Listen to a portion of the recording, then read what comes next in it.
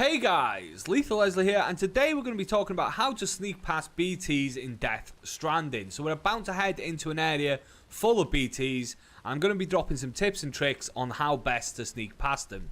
So let's get into it, and yeah, because we're going to be doing this on the go. So the first thing you're going to see is that small slow-mo there. That means you are very close to a BT area, and if you want to turn back and look for another route, that's your chance to do so.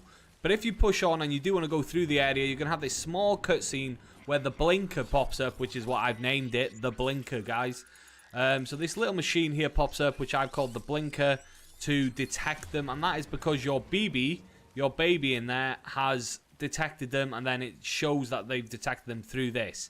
So when it pops up, you can see it blinking there once every 4 seconds or so, and that is because you are not that close to them. That will start blinking like crazy and spinning and doing all sorts of different things as you get close to them and things like that, just to keep you aware of how close you are.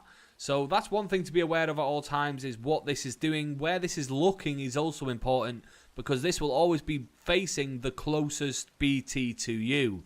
So if it's facing straight in front of me there, that means there's one straight in front of me. If it was looking to the left or the right, obviously that would mean that is where the BT is.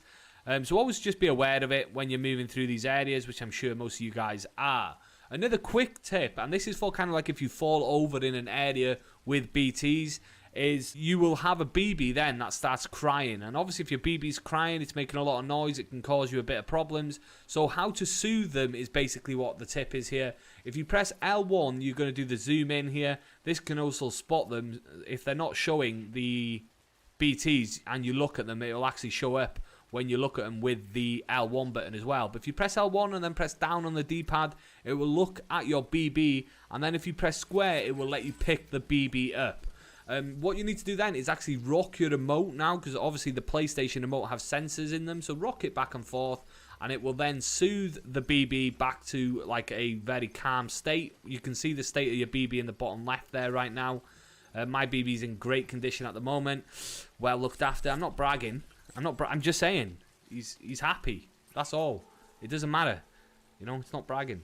Anyway, let's move forward into this area now, and the first thing you want to do, if you're not doing this already, and this will be the biggest thing that will cause you to be seen and, you know, chased and into all that oil and things, yuck, is crouch. If you're not crouching, you need to crouch. You really can't get through these areas without crouching. They would just hear you, so obviously if you're not doing that, that'll be like a bit of a wake-up call for you. So make sure you're crouching anyway.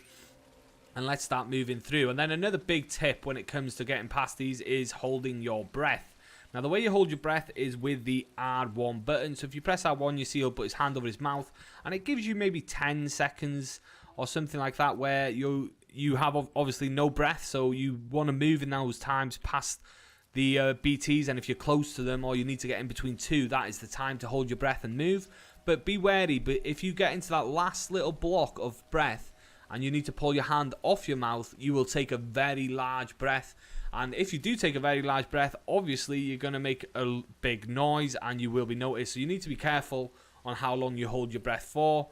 Don't over hold your breath, otherwise it's going to get you caught in itself. So anyway, let's try and navigate through here now. And the last tip, actually, just before we do navigate, I would say, is make sure you're pressing the L1 and the R1 button at all times if you're not holding your breath. Obviously you do need to pull off L2 and R2 button is what I meant there, by the way. Not the L1 and R1, the L2 and R2 buttons. And that will steady the cargo basically on your back. And that's very important when you're moving through this area, because one slip or tumble and you've made a massive noise. Simple as that. You know, you got a BB that's crying, you made a massive noise, and you've probably going to have to climb out of some goo to get out of there alive. So just make sure you're holding it at all times, unless of course you pull off R2 to hold R1 to hold your breath, which is understandable. But once you pull off again, make sure you're holding onto those straps so that you've got the cargo secured, which means you can move around without worrying about falling over. So now all that's left to do is to actually do it, I guess. Then there's no more talking there. Those are the tips. Let's see if we can actually get through this minefield now and practice what I preach, I guess.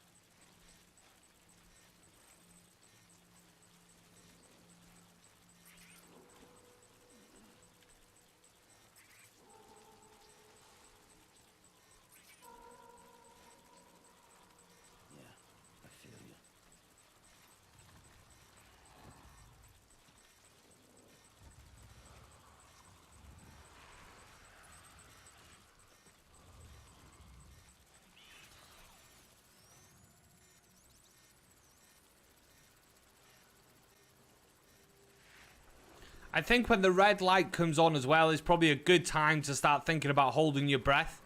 That's kind of the way I'm indicating it at the moment. And another thing is, if your stamina's getting low, make sure you drink some energy drink. Monster, a little bit of a sponsor there for you. I am still here. Obviously, I've just been quiet for so long just because I am trying to focus up a little bit myself to sneak past these little buggers. But with more stamina, it's very important that your stamina bar is full because it gives you more time holding your breath. So obviously, it's a no-brainer, really.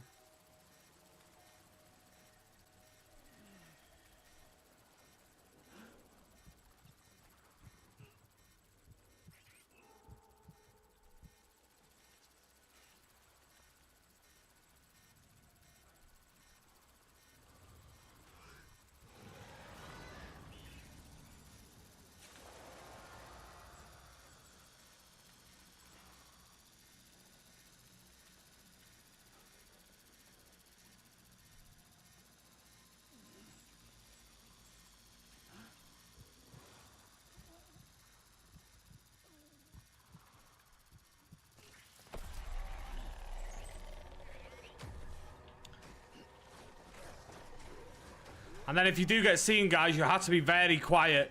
Very quiet and sneak away. You see that I made a little bit of noise, but you have to be very quiet. I was kind of hoping that was going to happen so that he could almost find me.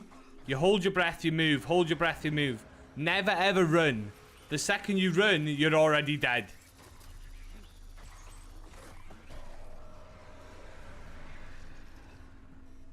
If you run, you're dead. It's quite simple, really. So you can see that was like a big scare there. You do a little trip, and you are going to do the odd trip and stuff like that, but never ever run.